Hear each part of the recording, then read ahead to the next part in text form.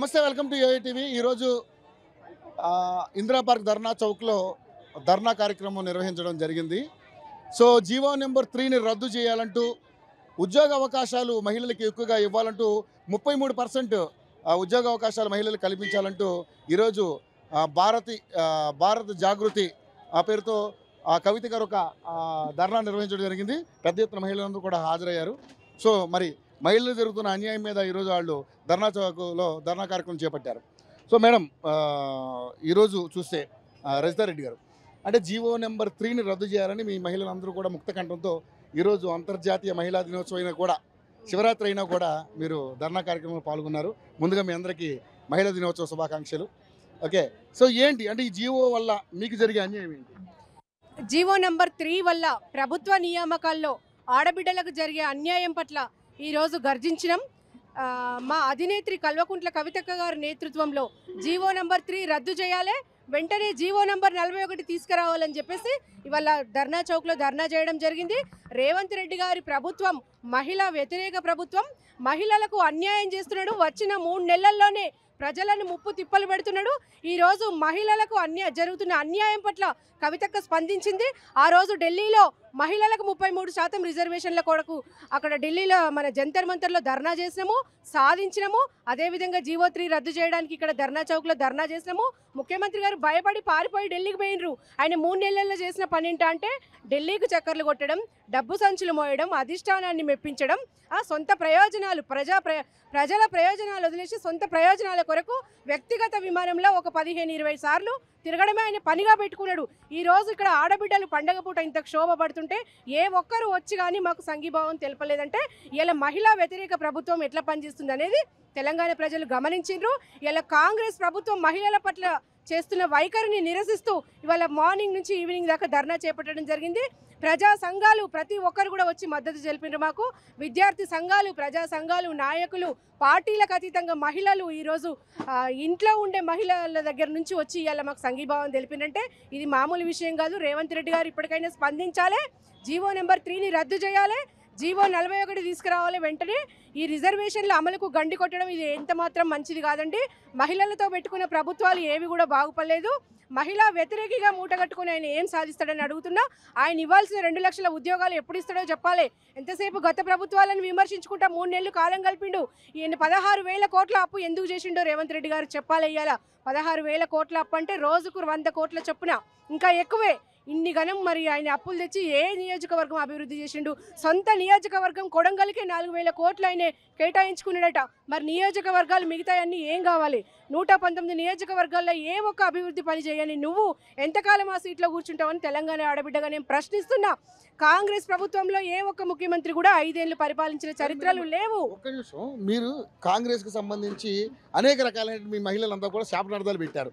అది ప్రభుత్వం ఏర్పడి 3 నెలలు అయింది. సో వాళ్ళ మహిళలకి ఇప్పటికే ఉచితంగా బస్సు కార్యక్రమాలు, బస్సు ప్రయాణం అనేది, అదేవిధంగా 2,500 రూపాయలు క్యాష్ వేయడం అనేది అదే ఇంకా లేదు, అంటే ప్రాసెస్లో జరుగుతూ ఉన్నాయి. ఇలాంటి 6 గ్యారెంటీల ద్వారా అనేక కార్యక్రమాలు చేపడుతున్నా ఇంకా వాళ్ళకి టైం ఇంకా మొన్నే ఒక 90 రోజులు అయింది. ఎందుకు అప్పుడే మీరు విమర్శలు చేస్తూ ఉన్నారు? ఎందుకంటే కేసీఆర్ గారు అంతకుముందు కూడా ఆయన ఉన్నప్పుడు కూడా ఉద్యోగ నోటిఫికేషన్ ఏమీ పెద్దగా పడలేదు. అప్పుడు మాట్లాడిన వాళ్ళు మీరు అంతప్పుడు ఎందుకు మాట్లాడతారు? కారణం ఏంటంటే అయితే 100 రోజుల డెడ్ లైన్ ముఖ్యమంత్రి గారే పెట్టుకున్నారు. మేము పెట్టలేదు, ప్రజలు పెట్టలేదు, ఎవరు పెట్టలేదు. నేను వచ్చిన 100 రోజుల్లోనే డిసెంబర్ 9కే 2 లక్షల రుణమాఫీ అన్నాడు. ఆయన పెట్టిన డెడ్ లైన్. మీరు వెళ్ళండి, ఇప్పుడే 2 లక్షలు తెచ్చుకోండి, నేను వస్తున్నా, రుణమాఫీ చేస్తున్నా అన్నాడు. ఆయన గీసుకున్న గీతనే అది, మేము గీసింది కాదు అది. ఆయన రాగానే ఏమన్నాడు? మేము నిరుద్యోగ భృతి అన్నాడు. తర్వాత పార్లమెంట్లో వచ్చేసి, అసెంబ్లీలో వచ్చేసి మేము ఎప్పుడన్నామని మాట్లాడిండు బట్టి గారు. ఇంకేమన్నాడండి? రైతు బంధు అడిగితే చెప్పుతో కొడతామంటున్నారు. నేను రాగానే 15,000 ఇస్తాను ఆయనే చెప్పిండు. కేసీఆర్ గారు 10,000 ఇస్తే భిక్షం వేస్తున్నాడు, అది ఏం సరిపోతలేదు, నేను వచ్చి 15,000 ఇస్తా అన్న మనిషి. అంటే PCC అధ్యక్షుడిగా ఉండి ఇచ్చిన వాగ్దానాలన్నీ సీఎం అయినాక మర్చిపోయింది ఆయన. ఆయన పెట్టిన డెడ్ లైన్ మేము గుర్తు చేస్తున్నాం. 100 రోజులు ఆయన ఇచ్చిన టైమే. మరి ఇవాళకి 100 రోజులు అయిపోయింది. ఆయన ఏం చెప్తాడో ఇవాళ అంటే 3 నెలల్లోనే 5 ఏళ్ల ముఖ చిత్రం ప్రజలకు కనిపించింది. ఆయన ఏం చేస్తాడు అనేది ఒక నెల చాలండి. ఆయన పరిపాలన ఏందనేది 3 నెలలు కూడా అవసరం లేదు. 3 నెలలు అయినా కానీ ఆయన ఏ ఒక్క అభివృద్ధి పని చేయలేదు.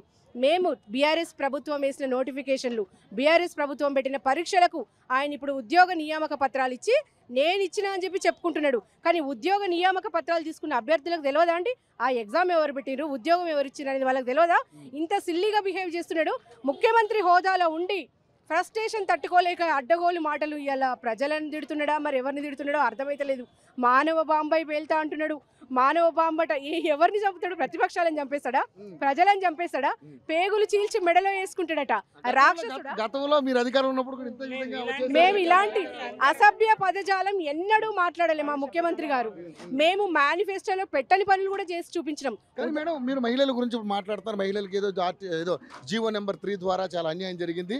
ఇప్పుడు జీవో నెంబర్ 41 రిలీజ్ చేయాలని చెప్పేసి అంటున్నారు.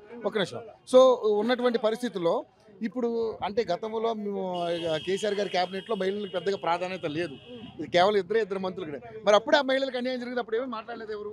ప్రాధాన్యత ఎందుకు లేదండి? ఇంతకుముందు మన జిహెచ్ఎంసీ ఎలక్షన్స్ అయినప్పుడు మహిళలకు ఇచ్చారు కదండి ప్రాధాన్యత. లేదు అని ఎట్లా అనుకుంటాం మనము? మేయర్, డిప్యూటీ మేయర్ వచ్చి కూడా ఒక మనకి మహిళలే ఉన్నారు కదండి. కార్పొరేటర్స్ చూసుకోండి 50% మహిళలే ఉన్నారు కదా.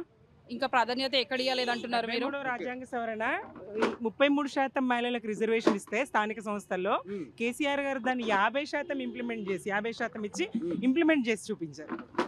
మరి ఇది తెలంగాణలో కడుపులో ఉన్న శిశువు కాడ నుంచి మొదలైతే పండు ముసలి వరకు కేసీఆర్ గారు గుర్తించారు. అన్ని రకాల పథకాలు మహిళలకు అందించారు. మహిళలకి తెలంగాణ రాష్ట్రంలో జరిగినంత మేలు ఏ రాష్ట్రంలో జరగలేదు. ఇదివరకు ఇచ్చినటువంటి ఇప్పుడు మేము ఆయన్ని తొందర పెడుతున్నామో లేదా మాటలు అంటున్నామో కాదు, తొందర పెట్టడం కాదు. ఇది ఎందుకు అన్యాయం చేస్తున్నావు, ఎందుకు జీవోని రద్దు చేస్తున్నావు, మహిళలకు రావాల్సినటువంటి 33% ఉద్యోగాల కోటా తగ్గేట్టుగా ఎందుకు ప్రవర్తిస్తున్నావు, నువ్వు కొత్తగా ఏమి ఇవ్వకు, ఉన్న దాంట్లోంచి ఎందుకు తగ్గిస్తున్నావు అనే ప్రశ్న. ఆడపిల్లలకు అన్యాయం జరుగుతుంది. అక్కడ బేటీ బచావో బేటీ పడావో అని మోడీ గారు అంటారు. మరి నువ్వు ఇక్కడ ఆడపిల్లకు అన్యాయం చేస్తావా? ఇవాళ ఆడపిల్ల ఏ రంగంలో ముందు లేదు. ఏ రిజల్ట్ 10th క్లాస్ కాడ నుంచి మొదలు పెడితే ప్రతి ఒక్క రిజల్ట్ అమ్మాయిలదేవా, బాలికలదేవా. ఇవాళ ఆడపిల్లలు చదువుతున్నారు, ఎదుగుతున్నారు. వాళ్ళని ఎదగనివ్వాలి కదా, అవకాశాలు ఇవ్వాలి కదా, ముందుండనివ్వాలి కదా. ఎక్కడి అణిచివేత, ఎందుకు ఈ కుట్ర? జనాభాలో సగం ఉన్నారు కదా, ఇప్పటివరకు అవకాశాలు లేవు కదా. అవకాశాలు లేనప్పుడే కదా రిజర్వేషన్లు అడిగేది. మరి ఇప్పుడిప్పుడే అంది వస్తున్నటువంటి ఆ అవకాశాన్ని ఎందుకు అడ్డుకుంటావు అనేటువంటి ప్రశ్న ఇవాళ లేవనెత్తకపోతే తెలంగాణ సమాజంలో ప్రతి ఇంట్లో ఆడబిడ్డ ఉన్నది కదా, ఆడబిడ్డలకు అన్యాయం జరిగితే ఎట్లా? అది ప్రశ్న. నువ్వు చేసే కార్యక్రమాలు నువ్వు 1000 మాటలు తప్పుతావు, మాకు తెలిసిన విషయమే. మీరు ఇచ్చిన హామీల్ని మీరు గంగలో దొక్కుతారు, మాకు తెలిసిన విషయమే. డిసెంబర్ 9 నాడే చేస్తాను అన్నీ కూడా, మాకు టైం ఇవ్వవా అన్నావు, మళ్ళీ 100 రోజులు అన్నావు, మళ్ళీ అన్ని టైంలు 100 రోజులు ఏం కర్మ, 10 ఏళ్ళు చెప్పు, 20 ఏళ్ళు చెప్పు, చెయ్యకు. అట్లా ఉన్నది పరిస్థితి. మేము చెయ్యం కాక అన్నట్టే ఉన్నది పరిస్థితి. ఏం చేసుకుంటావో పేగులు మెడలేస్తామని ఇందాక అన్నట్టుగా అవన్నీ బెదిరింపులు. మీరు కూడా తెలంగాణలో పుట్టి పెరిగారు, మీరు కూడా తెలంగాణ మహిళలే, నేను కాదంటారు. కానీ గతంలో ఫస్ట్ సారి కేసీఆర్ గారు ముఖ్యమంత్రి అయినప్పుడు కొన్ని పనులు చేయకపోతే 5 సంవత్సరాలే కదా అయ్యింది, ఇంకొక 5 సంవత్సరాలు చేస్తే కానీ ఇంకా మేము అనుకునే సాధించలేమన్నారు. మరి 10 సంవత్సరాలు టైం ఇచ్చినప్పుడు నవజాత శిశువు తెలంగాణ అప్పటి వరకు అణచివేతను, దోపిడిని, పీడనను, అన్ని రకాలుగా వెనుకబడినటువంటి తెలంగాణను మీకు వ్యవసాయం రాదన్నారు, మీరు చీకట్లో మగ్గుతారన్నారు. ఎంత కరెంటు తీసుకొచ్చిండు, ఎన్ని నీళ్ళని తీసుకొచ్చిండు. మీరు ఎత్తునున్నారు, మీకు నీళ్ళు అందవన్నారు. తలాపున గోదావరి వాన మాకు నీళ్ళు అందలేవు, గొంతు దడవలేదు. మేము ఎంత దుఃఖంతో పుట్టడు గోసతో నీళ్లు లేక, తాగనీళ్ళు లేక, సాగునీళ్ళు లేక, బొంబాయి, దుబాయ్, బొగ్గుబాయి వలసల బతుకులు, అధ్వానమైనటువంటి బతుకులు. మరి వాళ్ళ ఎంత సుభిక్షమైన తెలంగాణ, ఎంత సుఖశాంతుల తెలంగాణ. నక్సలైట్ల రాజ్యం వస్తుందన్నారు, నీళ్ళు లేక గొంతెండిపోతుందన్నారు, మీకు వ్యవసాయం రాదన్నారు, కరెంటు లేక చీకట్ల మగ్గిపోతారన్నారు. తెలంగాణ వస్తే తెలంగాణకు అన్యాయం జరుగుతుందన్నారు. మేము ఎంత అభివృద్ధి చేసుకొని చూపించినాము, ఎంత డెవలప్ చేసినాము. జరగని పథకం ఏమున్నది, అందని ఫలం ఏమున్నది? ఒక్క కుటుంబానికి ఫలం అందలేదని చూపియండి, ఒక్క కుటుంబమే చూపియండి. ప్రజాస్వామ్యంలో ఎవరు శాశ్వతం కాదు. ప్రజాస్వామ్యంలో స్థానిక రాజకీయాలు, స్థానిక ప్రజాప్రతినిధుల మీద ఉన్నటువంటి కోపము, మార్పు కావాలనే వీళ్ళు చేసినటువంటి ప్రచారము, విపరీతమైన హామీలు, అసత్యపు ప్రచారం. 1,60,000 ఉద్యోగాలు ఇస్తే 1,60,000 ప్రభుత్వ ఉద్యోగాలు ఇస్తే ఒక్క ఉద్యోగం అన్న కేసీఆర్ ఇచ్చిండా అనే ప్రచారం. అయితే నిజమే, కేసీఆర్ మీలాగా కానిస్టేబుల్ ఉద్యోగం కాగితం కూడా ఆయన ఇయ్యలేడు, మీలాగా స్టాఫ్ నర్స్ ఉద్యోగం కాగితం కూడా ఆయన ఇయ్యలేడు, మీలాగా గురుకుల టీచర్ ఉద్యోగం పోస్ట్ కాగితం కూడా ఆయన ఇయ్యలేడు. ఆయన ఎవ్వరు చేసుకునే పనులను వాళ్ళని చేసుకొని ఇచ్చిండు. అధికారులు చేయాల్సినటువంటి పనులు అధికారులు చేశారు. 1,60,000 ఉద్యోగాలకు ఎలాంటి ప్రచారం లేకుండా ఆ ఉద్యోగ నియామక ప్రక్రియ పూర్తయింది. అయ్యా, మేము ఇచ్చిన నోటిఫికేషన్లు, మేము పెట్టిన పరీక్షలు, మేము దిద్దిన పేపర్లు, నువ్వు వచ్చి నీ చేయితోని కాగితం ఇచ్చి నేను ఇచ్చిన అని చెప్తావు. ఇది ఎక్కడ న్యాయం? ఇది ఎక్కడ న్యాయం? ఎక్కడికి వెళ్ళొచ్చినావు నువ్వు?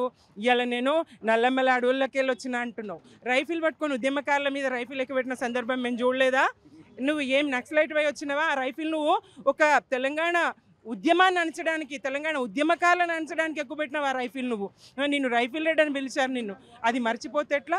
ఇలా ప్రతి ఒక్కరిని వ్యక్తిగతంగా దూషిస్తూ ఎంత మేము తెలంగాణ మూగవో ఇనట్టి ముక్కోటి గొంతులు ముక్త కంఠమాయ ముక్తి గోరి నింగినంటునట్లు నినదింపజేసింది కేవలము నీవే కేసీఆర్ అని మేము గొప్పగా కేసీఆర్ని ఉద్దేశించి పాడుకుంటామే.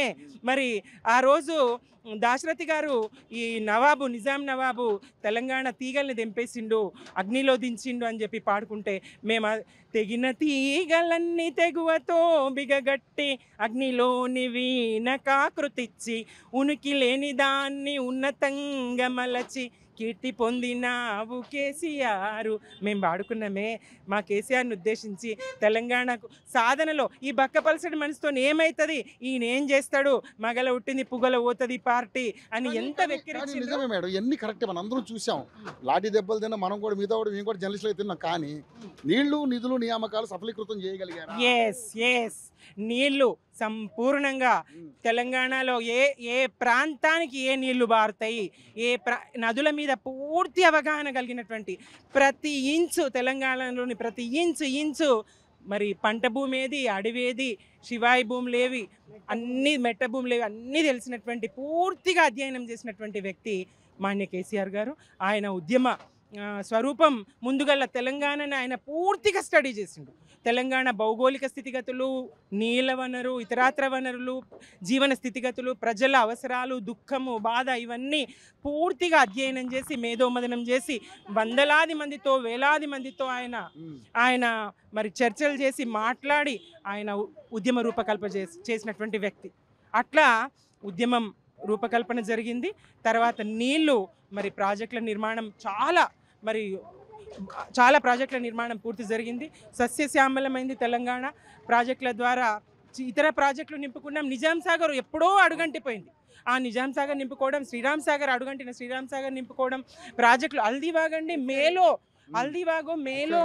పాడేది ఎస్ఆర్ఎస్పి, ఇవన్నీ మేము ప్రాజెక్టులన్నీ నింపుకొని, చెరువులు నింపుకొని, భూగర్భ జలాలు పెంచుకొని, కడుపు నిండా కరెంట్ ఇచ్చుకొని, ఇక్కడ అన్ని బోరుబావుల వ్యవసాయం, కరెంట్ ఇచ్చుకొని 24 గంటలు ఉచిత కరెంట్ ఇచ్చి ప్రతి రైతుకు ఎకరం ఉన్నదా, 10 ఎకరాలు ఉన్నాయా, 20 ఎకరాలు ఉన్నాయా కాదు, పంట పండించే ప్రతి రైతుకు కూడా ఇవాళ ఆయన రైతు బంధు ఇచ్చి అన్నదాతకు అండగా ఉండడము. 70% వ్యవసాయం మీద ఆధారపడినటువంటి దేశం ఇవాళ సుభిక్షమైనటువంటి తెలంగాణగా దేశంలో నంబర్ వన్ స్థాయికి వరి పండించే రాష్ట్రాల్లో దేశానికి ఒక బువ్వ గిన్నెగా, అన్నం గిన్నెగా, ఒక మోడల్గా మరి తెలంగాణను తీర్చిదిద్దిన ఘనత ఆయనది కాదండి. ఫైనల్గా నేనేమో ఒకటే అడుగుతాను, ఇప్పుడు జీవో నెంబర్ 3ని రద్దు చేయకపోతే మీ పోరాటం ఏ విధంగా ఉంటుంది? పోరాటం కొనసాగుతుంది. మరి భారత జాగృతి వ్యవస్థాపక అధ్యక్షురాలు కల్వకుంట్ల కవిత గారు మహా మొండిఘటం. ఆమె వదిలే బాపత కాదు, వదలదు. సాధ్యమయ్యే వరకు ఢిల్లీ మెడలు వంచి 33% చట్టసభలో రిజర్వేషన్ ఒప్పించగలిగింది మోడీ గారిని. ఏండ్లుగా పెండింగ్లో ఉన్నటువంటి ఏదైతే మహిళా రిజర్వేషన్ బిల్లు ఒక కొలిక్కి వచ్చే దశగా మరి ఆమె ప్రయత్నం చేయడం, ఆమె పోరాటం చేయడం, అలాగే అంతకన్నా ముందు సాంస్కృతిక విప్లవోద్యమం ఆమె తీసుకున్నది. ఏ అంశం తీసుకున్నా సంపూర్ణంగా సక్సెస్ అయినటువంటి దాన్నే మనం చూసినాం. సో ఇప్పుడు కూడా ఆమె తప్పకుండా రేవంత్ సర్కార్ మెడలు వంచి ఈ జీవో 3ను రద్దు చేయించడం ఖాయం. మరి ఆ దిశగా పోరాటం ముందుంటుంది, సాగుతుంది. జై తెలంగాణ. నేను సుమిత్రా ఆనంద్, టీఎస్పీఎస్సీ మాజీ సభ్యురాలు, ఎక్స్ సభ్యురాలు. మీ పేరు మేడం? నా పేరు శిల్పారెడ్డి పల్లా.